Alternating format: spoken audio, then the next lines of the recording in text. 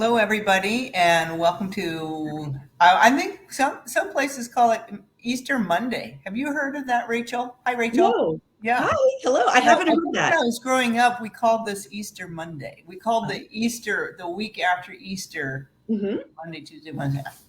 I don't know why. We just Well, did. happy Easter Monday. Thank you. Yes, and you had a good day yesterday, jam Great packed. day. Mhm. Great time. Church, family, friends. Mhm. It was a Yeah, full day full of all the things and a that's lot of great. cleaning. Yeah, Cleaning before, wonderful. cleaning after. Yeah.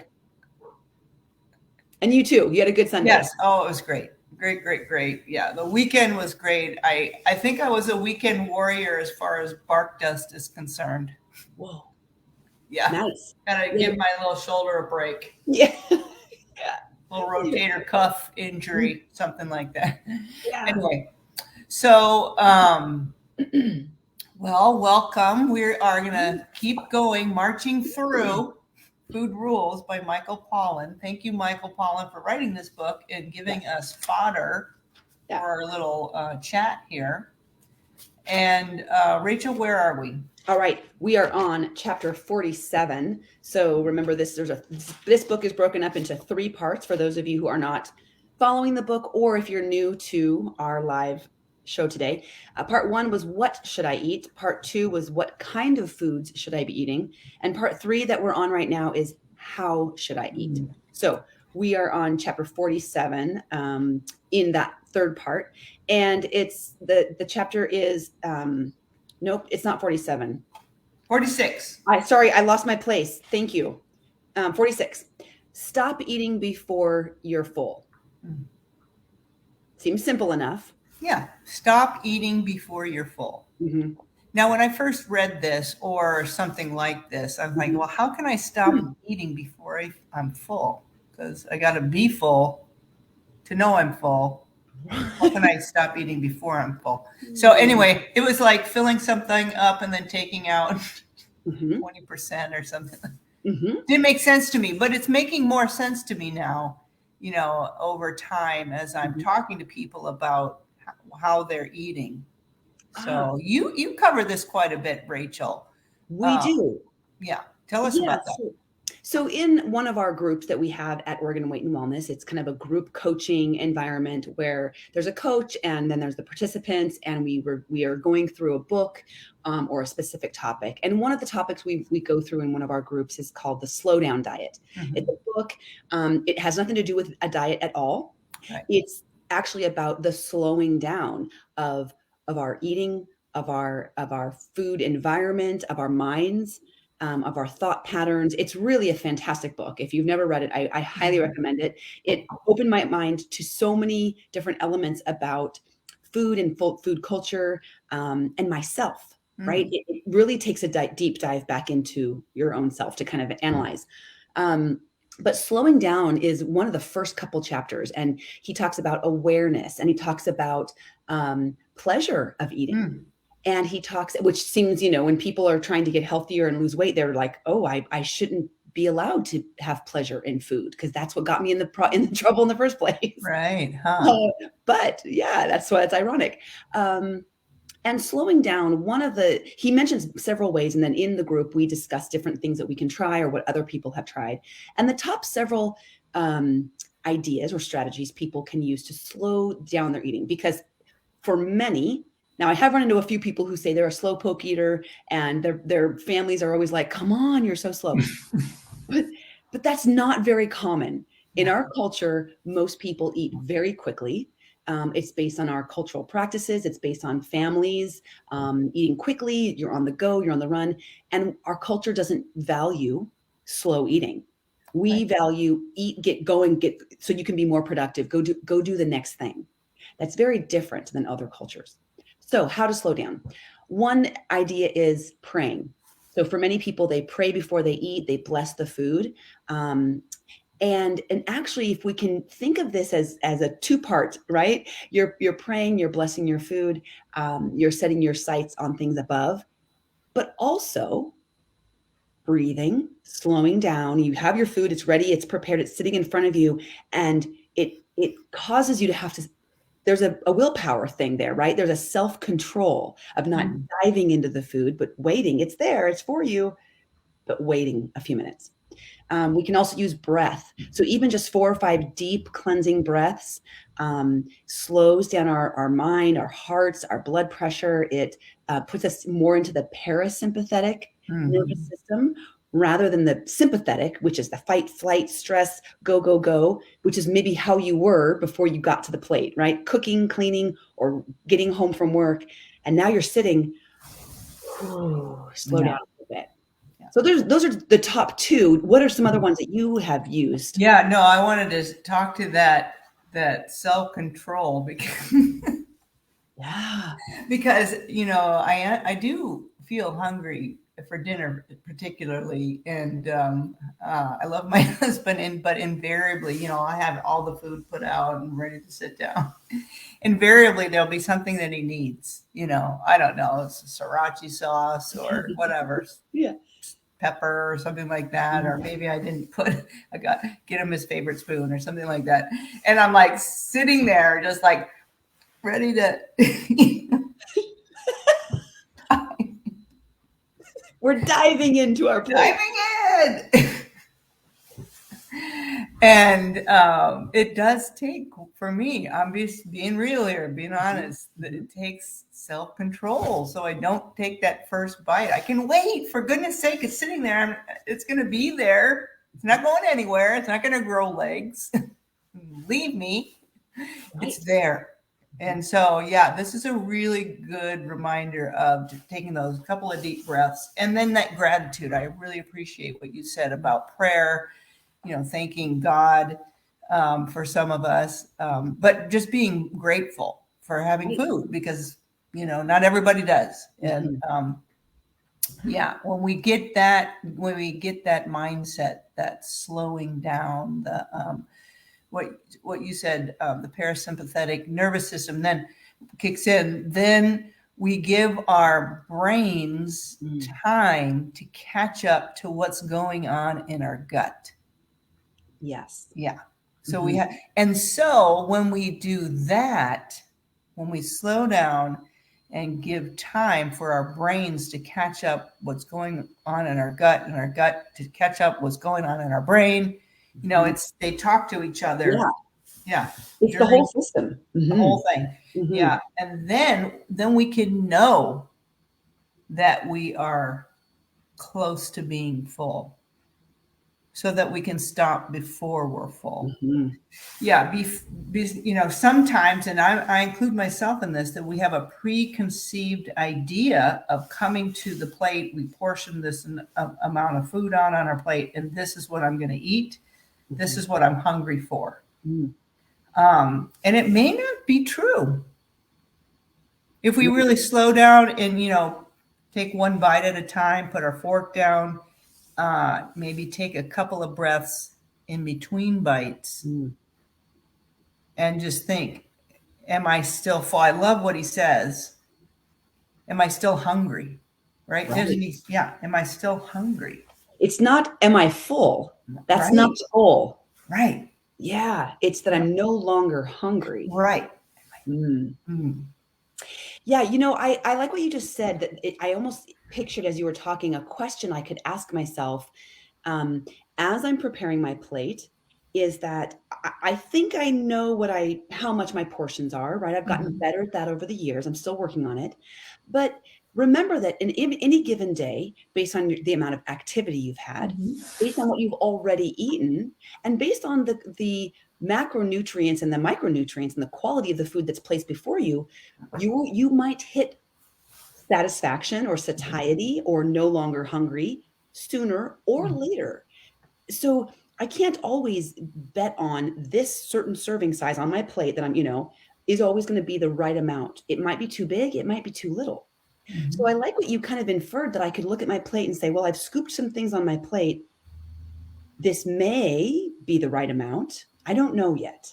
I'm going to find out, right? Rather than approaching the plate as I need to gobble down and eat everything on my plate, I can approach it as I'm going to eat slowly enough to find out. And meanwhile, I'm giving my salivary glands time to gear up and start to, start the digestion in my mouth. I'm getting my stomach ready to like release all of these different chemicals and things, right? To digest. My mind is going, oh, she's eating now. So prepare. So I like that idea of a curiosity at the plate rather than Right. this is what I'm eating. Right. Right. Because then there's a sense of security versus insecurity. And I'm thinking as I'm talking here that if I don't eat all this food on my plate, it's not going to be there, or I'm afraid that I won't be full, versus I'm just allowing my body to take in what it needs and knowing that, oh, if there's something left, I can have it later. Yes, yeah. I can have it later. I can save it. But we run into this a lot in group coaching, but also in private one-on-one coaching. A lot of us, especially in our culture in America, we have this finish your plate, clean your plate. And in fact, that was a campaign. I don't know what decade that was, but in our culture, in our country, there was a propaganda campaign, clean your plate. Like that was a thing that was taught to schools. It was on, I don't know if it was TV or radio at the time, but this was what parents were taught, like teach your kids to clear their plate. So I understand the overall idea, right? Don't waste and eat all your vegetables, because typically that's what was left over on the plate. Yeah. So if it's vegetables on your plate, okay, I get it. But through the generations that's been passed down is I have to eat everything on my plate, right? And that can really kind of mess with our ability to leave a few bites on the plate when you start to feel the satiety, right? You start to feel your belly stretch a little bit and start to slow down a little bit. Ooh, I'm getting full, but what do I do with those bites on my plate? Yeah, exactly. Very good. Yeah.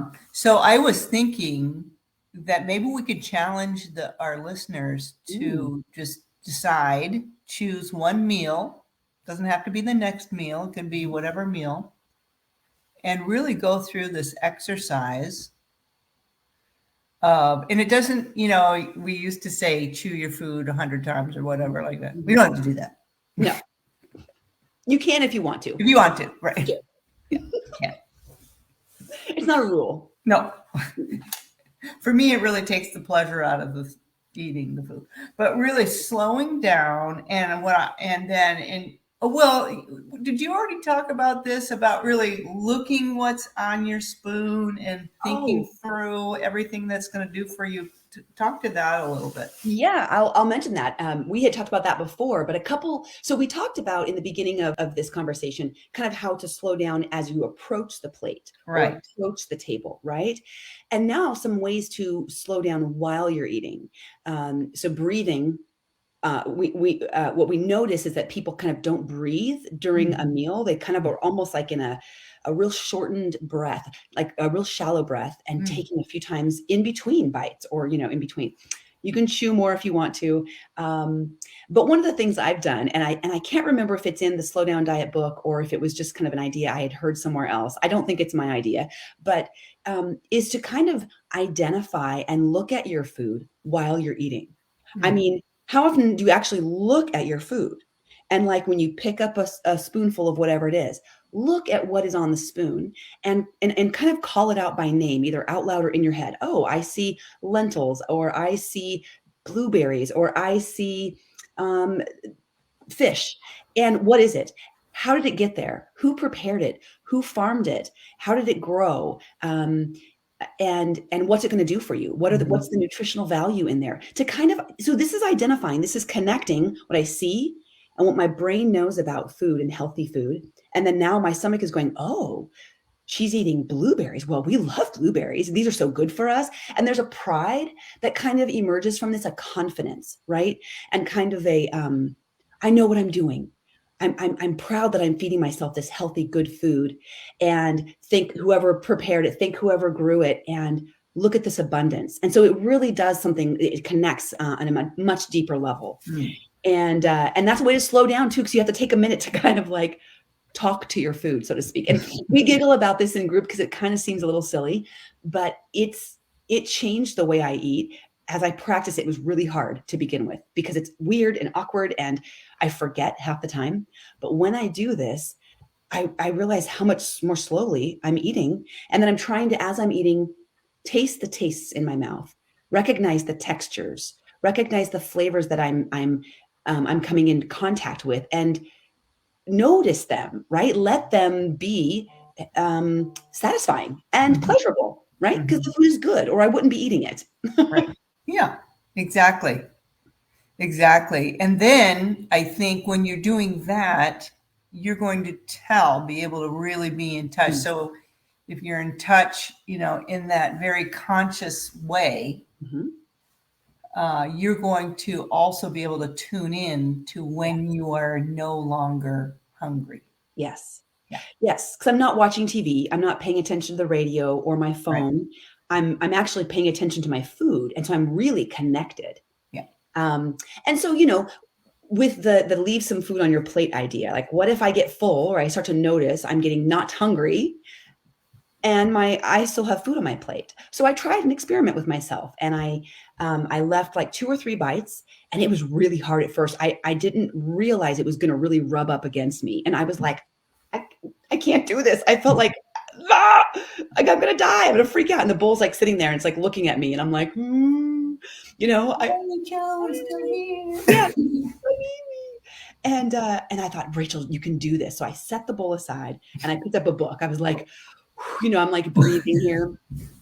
And what I noticed is it was about 5 or so minutes that I got involved in my book or something I was reading or studying. And I totally forgot the bowl sitting right there, totally forgot about it, which tells me I was not still hungry. If I was hungry, I would not forget about the bowl because my stomach would be like, rawr, you're hungry. I forgot about it. And I went to get up out of the chair I was sitting in. And I looked down, I was like, oh my gosh. So it taught me, I had a huge realization there that I was satisfied.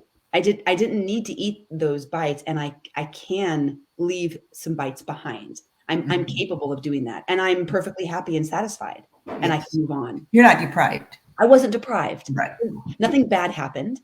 Yeah. And the good news is if I was still hungry, if I noticed like, wow, I actually didn't eat enough, I have the option to finish the bites. I can go back. It's still there. Right. Yeah, exactly. All right. So I think this is a great challenge to go through this exercise. All right. Let's call it. What's the challenge? Let's lay down the law here. Okay. We are challenging ourselves and our listeners to Hara, hachi, boo. Yeah. Nicely done. That's from the chapter. Yeah. What does that mean? Well, it means stop eating before you're, stretched out full. Right. Yeah. Can I read that from the chapter? Yes, read it. Different cultures. This is fascinating to me. The Japanese have a saying, Hari Hachi Hu, counseling people to stop eating when they are 80% full. The Ayurvedic, I don't know how to say that word, tradition in India advises eating until you are 75% full.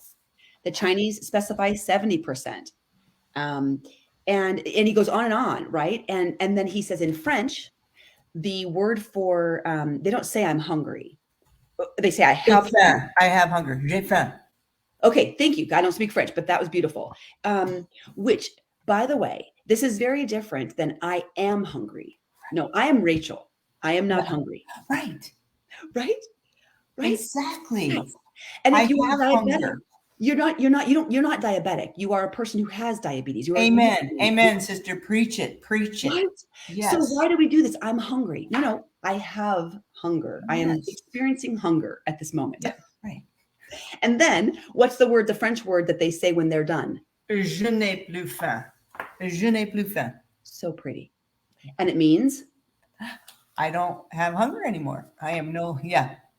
So they don't respond with, I'm full, which is what we say in America, right? Oh, I'm full. Yeah.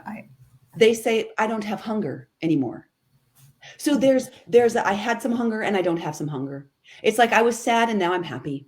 I was angry and now I'm not angry, right? Like it's just a switching of so it's no I like that because it doesn't I'm not identifying with hunger. I Right, am right, right, hungry. Yeah. right, right. Yeah, yeah, I get you. I get what you're saying. Yeah, So the yes. challenge is to eat until we no longer have hunger Hmm. and to Right, pay. that's the challenge. Okay. And to So slow paying down. attention, paying real Yeah. close attention with every bite, Hmm. and then being willing to leave food on the plate. Yeah. Yeah, it's going to take time, Hmm. This is and it's practice. We're practicing practicing. a new Yes. habit. Yeah. This is Yeah. not going to be normal. Right. And you're going to forget and you're going to Yeah. get frustrated. That's okay. Yeah. Yeah. Because struggling isn't failing. Right. Yeah, the discomfort actually tells you you're pushing into something that is growth on the other side. Ooh, Yeah, that cool. growth edge. Ooh, and it feels uncomfortable. You're like, I don't want to. It's painful. I don't want it. Uh-oh. That's how you know that's the way you're supposed to go when it's Okay. right. Yeah. I know it's uncomfortable. Mhm. Because our brains, what do our brains try to do? Avoid pain and discomfort, right? Those are Right. Yeah, that's it's true. like so eating until we no longer have hunger. And I love what you said. It doesn't have to be the next meal. Right. Pick one and be willing to walk away from a bite or two. Okay. All right. I'm going to do it because I'm going to confess here something. I ate what I thought I needed without really tuning in, and it turned out to be too much. Mhm. And I don't like that feeling either. Right. What I think is so interesting about that is most people would say, I don't like being overly full. It's not comfortable, Mm-mm. right? It's not really comfortable. We don't feel good. But somehow that doesn't stop us from doing it over and over and over again. So So we have to be purposeful, intentional, and practice this. yeah, we Okay. cannot. Yeah, I love that. We can't depend on our own minds, bodies, or habits to stop us. We would think so because we don't like the feeling, but turns out no. You will keep eating until overly full unless you Unless are you, mindful. yes, unless you are, yeah, Mhm, exactly. You're mhm. purposeful and not doing it. That's right. Yeah, Okay. All right. I'm going to practice eating until I no longer have hunger. Ooh, I like And I'm that. going to start with my next meal. And what's my next meal? Well, we're going to use all the roasted vegetables. Yeah. Yeah. Brenda Mhm. says it's hard when you measure out the right amount of food. That's right. Yeah. So every meal is a new time to practice and listen to your body. Yeah, what does it Mhm, need? Yeah. mhm, mhm. So I'm going to do, we're doing salmon. That's kind of our old standby. And my husband's trying to eat a little bit more omega-3 rich fish rather than other proteins that he has been incorporating in his diet. So we're doing salmon, and then we're going to just reframe the roasted vegetables that I had at yesterday's dinner. Nice. Yeah. Wonderful. So yeah, So that's your next meal is that's dinner, my next meal. and For that's when you're dinner. going to start your That's what practice. I'm gonna do. Yeah. What time's dinner? Yeah, right. What time is dinner? Yeah, it's when I get hungry. When I'm at that 3, because I want to stop it, so when I think of a 0 to 10, like 0 is famished, I'm going to eat my arm, and then 10 is Thanksgiving Day stuff. I Mhm. really want to start at a 3, not let myself get beyond that too much if I can help it, and Right. then stop at that 6. Mhm, mhm, mhm. Yeah. I like that, you were talking about, you're planning that right now, and I think that that's a really great, I would say, I would encourage people listening to plan. Don't just all of a sudden sit down and go, "Oh, I should try that right now," because really sometimes these new practices, these new habits, our hearts need to warm up to it, our minds need to prepare us so that we don't get into that food emergency or we don't start to Right. feel right, kind of like, "I don't know if I can do it," and kind of panicked. Yeah, This panic. should be a comfortable, relaxed, experiment you're trying, Right. and know that if you stop early and you are still hungry, you could eat more. There is Mhm. always right? That this isn't a scarcity thing. We're Right. not taking food away. So, Exactly. yeah. Exactly. All right, Rachel. Well, thanks so much for this great discussion. Yes. And, Thank you. yeah, as always. Yeah, stay healthy. Yeah. Be Have a healthy. good day, everybody. Bye-bye. Bye.